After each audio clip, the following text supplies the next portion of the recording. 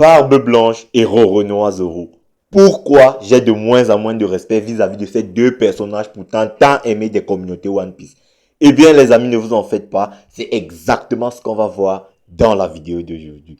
Bonjour à toutes et à tous les amis, j'espère que vous allez bien, que tout se passe pour le mieux pour vous. Bienvenue sur la chaîne, je suis le seul et l'unique Animarium, le mec qui ose dire les termes. Je dis bien les termes sur les personnages de Barbe Blanche et Roronoa Zoro. Bon les amis, on va entrer dans le vif du sujet de notre vidéo sans plus tarder.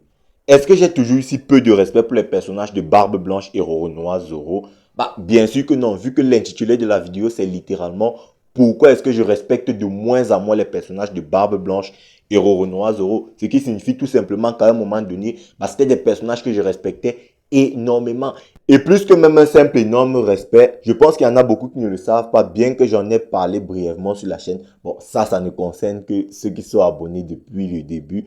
Bah, le personnage de Roronoa Zoro au tout début de l'œuvre One Piece. Bon, ici, je préfère plus parler d'anime et surtout avec la VF parce que moi, j'ai commencé One Piece avec la VF, pas avec la VO, encore moins le manga. Bah, Roronoa Zoro, c'était mon personnage favori de l'univers de One Piece. Parce que les gars, il faut se rendre compte d'un truc précis. Comparé à 99% d'animés, One Piece est complètement différent sur un aspect très simple qui est juste le nombre d'épisodes.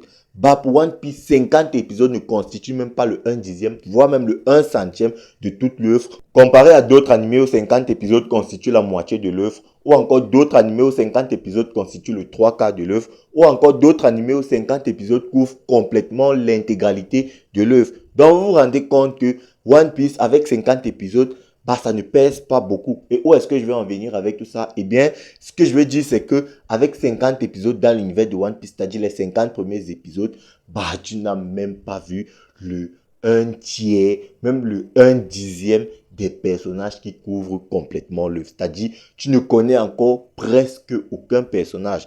Et dites-vous donc qu'au début de One Piece, bah, forcément, quand tu commences un manga ou un animé, il te faut toujours un personnage favori, un personnage que tu vas aimer plus que d'autres pour te permettre de continuer à suivre le manga parce que tu veux suivre son évolution.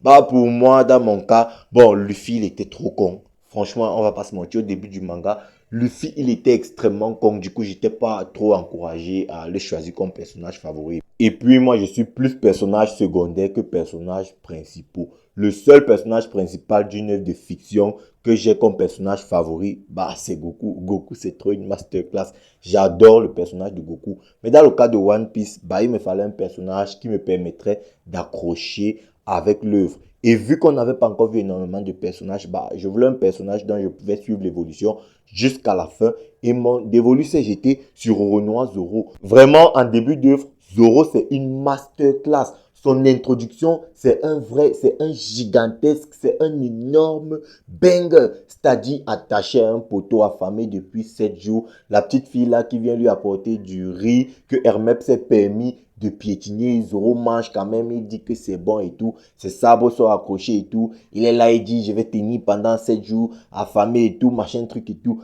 Voilà, Zoro c'est juste un banger absolu. Et puis il a des ambitions claires et fixe. Le mec veut devenir le meilleur sabreur au monde. C'est-à-dire, il a une direction. Vous savez, dans la vie, on dit souvent que voilà, c'est très facile de suivre des gens qui ont une direction, une vision claire. Et c'est ça avec Zoro. Zoro a une vision claire, propre, précise et concise. C'est-à-dire, il n'y a pas de... Voilà, le personnage est sérieux, calme, un peu réfléchi et tout. Il a de l'honneur. Le personnage est très attachant. Et avec l'arc Baratie encore, franchement, Zoro... il touche vraiment les cœurs. Ce n'est pas un mensonge.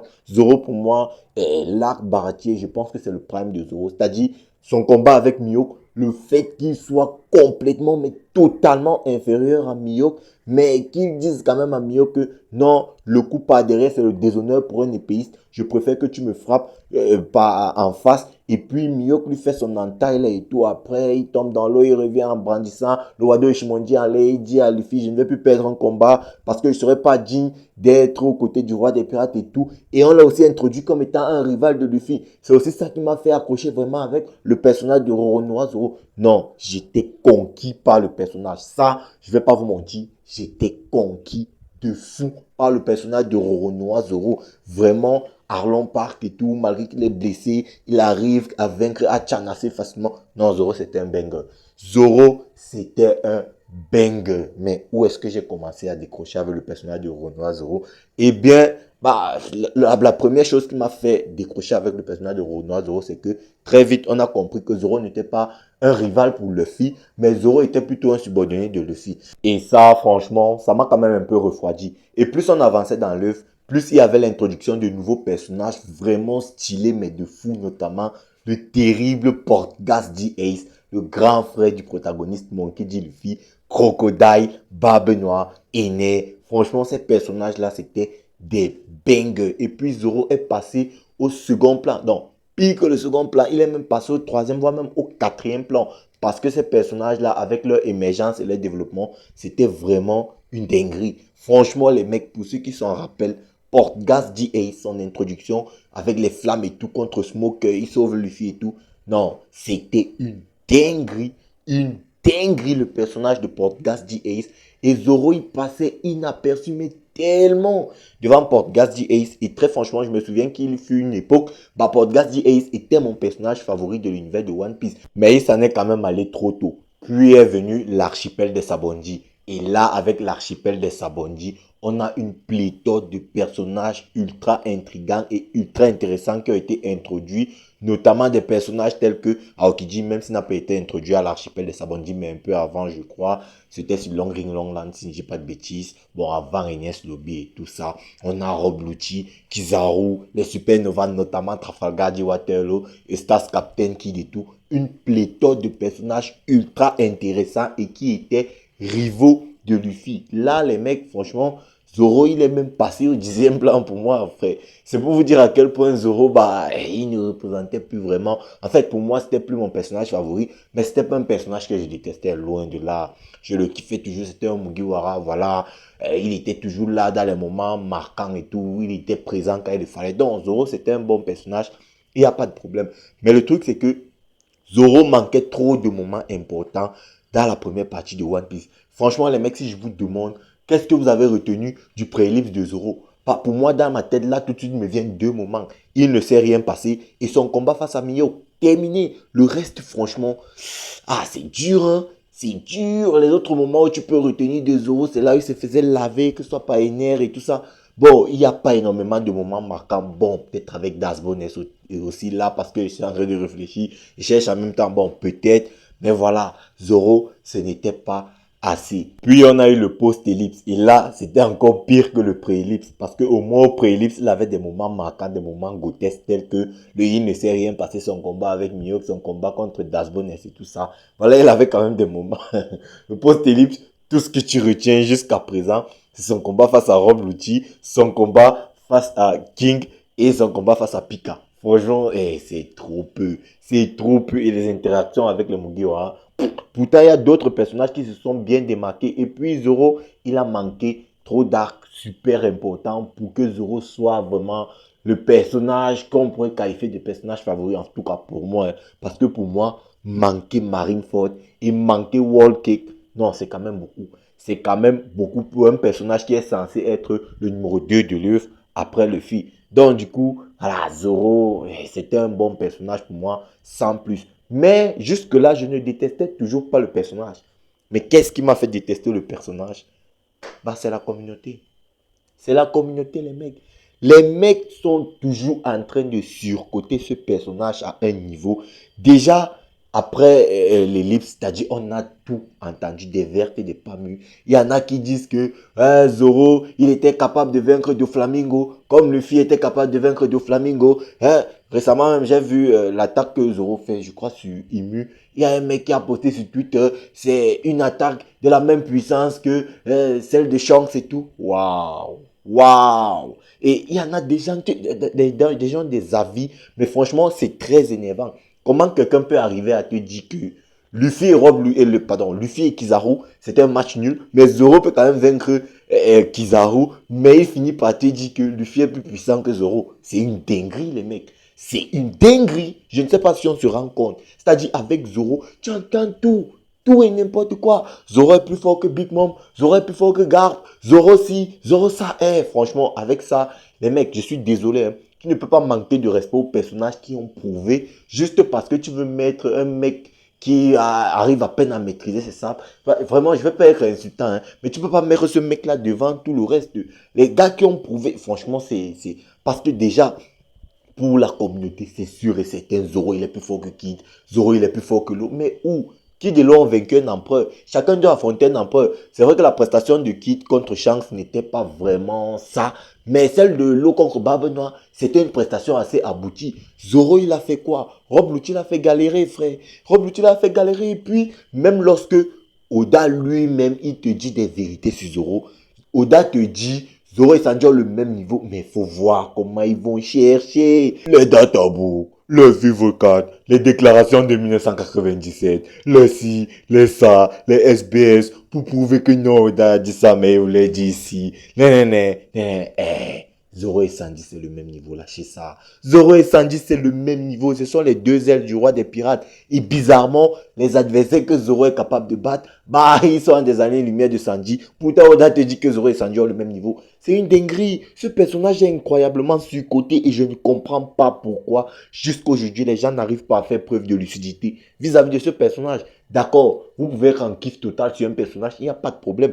Mais restez quand même objectif à un moment donné. C'est-à-dire, Gaban, il te dit clairement que le Haki des rois émane de toi. C'est-à-dire, Gaban dit clairement et littéralement, à chaque fois que tu te bats, chaque combat que tu as mené depuis Kaido, bah, tu as tout le temps utilisé ton Haki des rois. Mais il y a des gars qui arrivent à te dire, oh, Zoro, il se battait, il n'était pas conscient du Haki des rois. Maintenant qu'il est conscient, il y a maintenant, et il ne se battait pas à fond et tout. Il se battait à fond. Gaban lui dit, c'est textuel et c'est littéral. Gaban dit, tu utilisais ton Haki des rois à chaque fois que tu te battais. Mais non, il n'était pas fort. Machin, truc. Lâchez ça.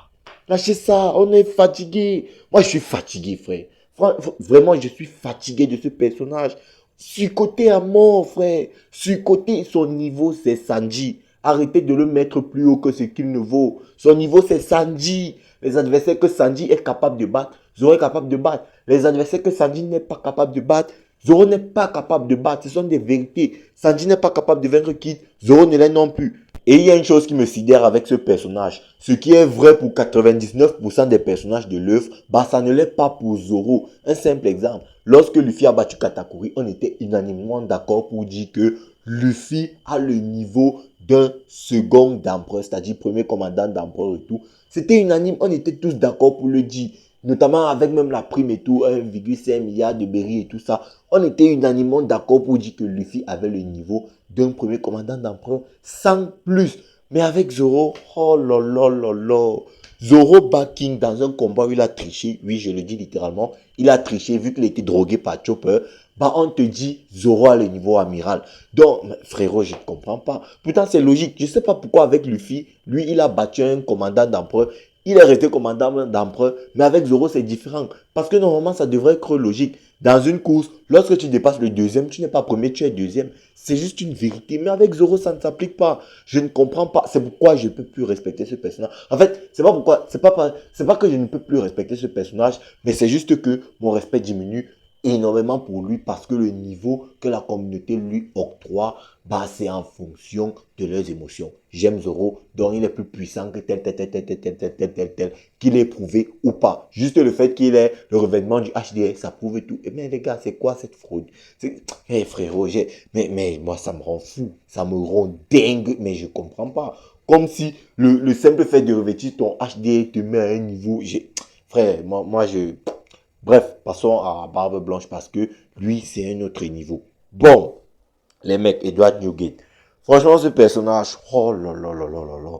En fait, les mecs, tout comme Zoro, c'était un de mes personnages favoris dans l'univers de One Piece. Il n'était pas top 1, bien évidemment, mais il était dans le top 5. Des fois, il était top 4, des fois, il était top 5, mais il n'est jamais allé plus haut que ça. Mais les mecs, franchement, bon, faisons d'abord la genèse.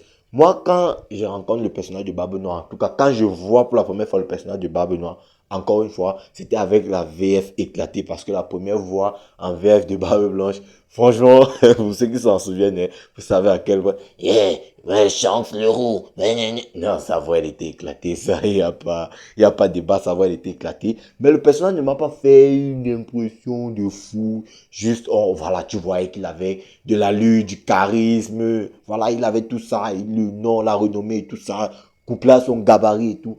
Bon, oui, c'était un personnage comme tous les autres, à mes yeux, parce que Bon, quand Shanks le rencontre sur le Moby Dick, franchement, tu peux pas dire que Barbe Blanche t'a fait une impression de fou, mais c'est réellement sur Marineford où tu avais vraiment l'impression que bah, il existait Barbe Blanche et les autres. Mais même quand je quitte Marineford, quand je sors de Marineford, moi l'impression que j'ai de Barbe Blanche, ce n'est pas que Barbe Blanche était capable de rouler sur tout le monde, parce que après mon premier visionnage de Marineford, bah moi j'étais en mode Hmm, il était impressionnant, c'est vrai. Mais franchement, les mecs, disons-nous la vérité. Disons-nous la vérité.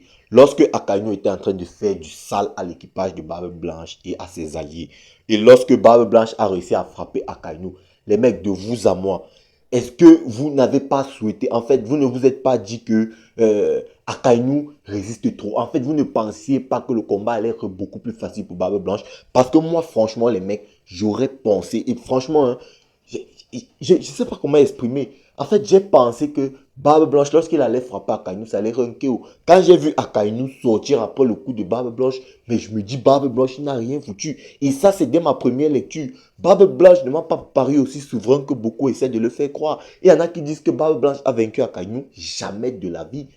Moi, si je devais donner un vainqueur de ce combat, et ça encore, c'est dès mon premier visionnage de Marineford. C'est pas après avoir revu, écouté les débats et tout. Moi, je n'avais pas l'impression. C'est-à-dire, je ne voulais pas me l'avouer. Au fond de moi, je me disais, non, Barbe Blanche, il a gagné et tout.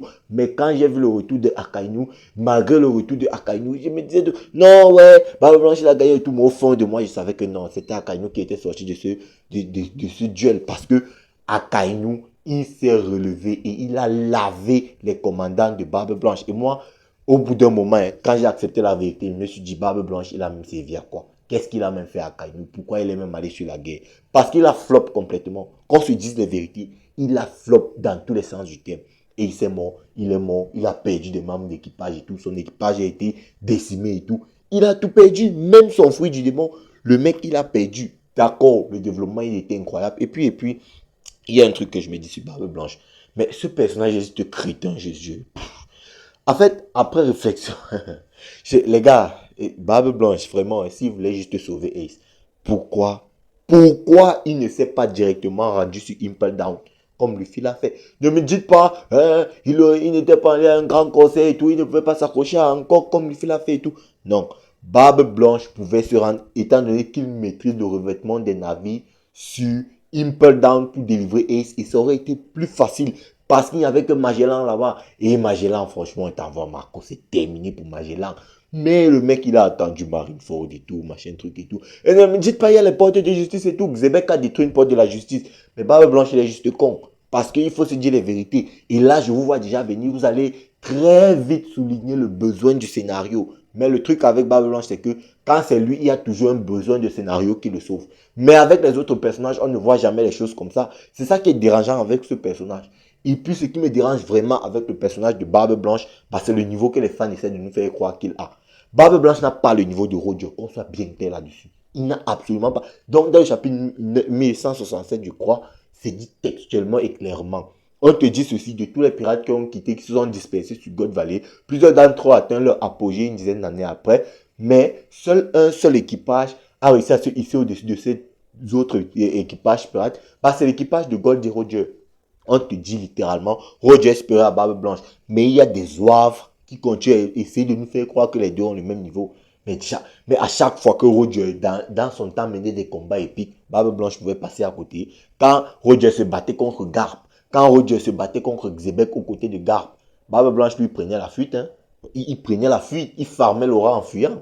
Il ne pouvait pas passer à côté parce qu'il n'avait pas le niveau. Et moi, ce qui me dérange, c'est que, bon, il y en a beaucoup qui pensent que quand je parle de Barbe Blanche, je dis de lui qu'il est faible. Oh, c'est faux. Pour moi, Barbe Blanche est plus fort que Kaido et ce de façon évidente. Parce que le manga te le dit clairement. Il y a une ère dite l'ère de Barbe Blanche. Et pendant l'ère de Barbe Blanche, Kaido, il était déjà un empereur. Mais malgré tout, Barbe Blanche restait le god de cette ère. Ce qui sous-entend textuellement que Barbe Blanche en termes de puissance est supérieure à Kaido. Ça, il n'y a pas de débat. Mais le problème, c'est quand on veut comparer Barbe Blanche à des personnes telles que Rox, Roger, Garp, le roi Harald Franchement, il n'a pas ce niveau-là. Arrêtez. Barbe Blanche n'a pas leur niveau. Et ça nous est montré.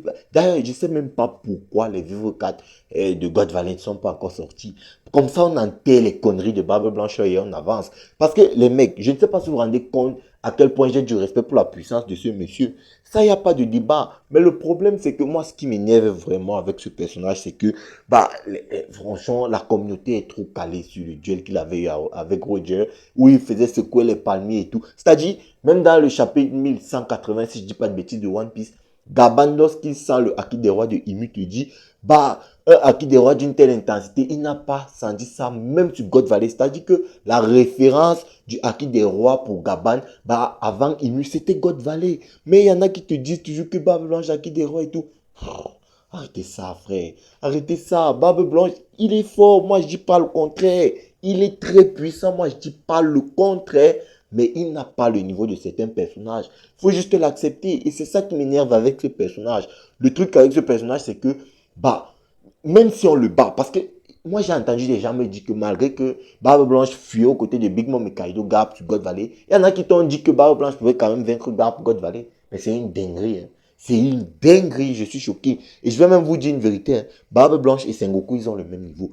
Parce que c'est littéralement un parallèle entre Garp et Roger. Barbe Blanche et Sengoku, c'est un parallèle entre Garp et Roger. En fait, bref, je ne vais pas entrer dans les détails. Peut-être je l'expliquerai dans une autre vidéo. Mais ça va vous énerver. Mais je suis sûr qu'un jour, Oda va développer ça. Et vous allez voir. Parce que même sur Marineford, lorsque Barbe Blanche débarque sur Marineford, la première personne qui vit, c'est Sengoku. Hein. C'est Sengoku. Et ça, ce n'est pas anodin. Je le dis encore une fois. Et vous l'aurez entendu ici. Lorsque vous allez avoir les preuves, ne pleurez pas. Parce que je sais que ça arrivera. Peut-être avec Gaban qui va nous raconter un peu ce qui s'est passé pendant c'est-à-dire après pendant l'après-l'ère des Rocks à la fin du Airbus. Peut-être il va nous faire un flashback, je ne sais pas. Mais vous l'aurez entendu ici, quoi qu'il arrive. Donc le personnage de Barbe Blanche, ce qui me dérange avec ce personnage, c'est que il est trop surcoté. Il est surcoté et il n'a rien prouvé en fait.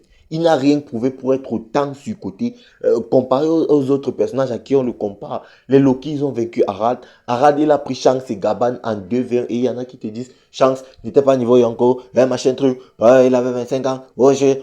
Bon, les gars, vous voulez dire que Shanks n'était pas niveau Yonko, ça voudrait donc dire que Gaban n'est pas niveau Yonko. Tout simplement parce que Shanks et Gaban, pendant ce flashback-là, ils avaient le même niveau. Ça, il faut juste être intelligent pour le voir. Ce n'est pas secret. Il faut juste être intelligent pour le voir. Bon, bref, je ne vais pas entrer dans les détails. Et puis, autre chose, et ça me fume de fou. C'est-à-dire, même lorsque Barbe Blanche flop, il est glorifié. Je comprends pas. Regardez juste sur God Valley, le mec, il était là, sur Marineford, il n'arrivait pas à nous vaciller avec, oh, ma famille, j'aime ma famille et tout, machin, truc et tout, je veux avoir une famille et tout. Voilà Xebec. Xebec a eu un simple petit problème, comme une merde. Tu es parti farmer Laura en dégageant l'hologramme. Ah, je suis Barbe Blanche et tu es fraude, la faible.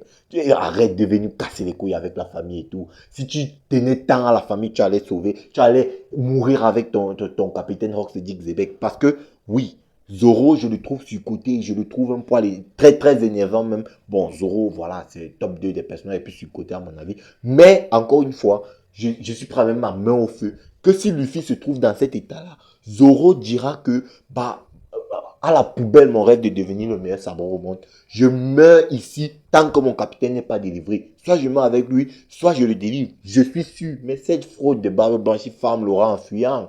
Mais arrêtez ça. Et puis on te dit, Rox a one shot Big Mom, Rox a one shot Kaido. Mais Barbe Blanche, non. Il a tenu avec deux bras et tout, machin. Mais j'ai jamais vu un personnage aussi, je comprends pas. Il a été one-shoté. On a vu. Barbe Blanche.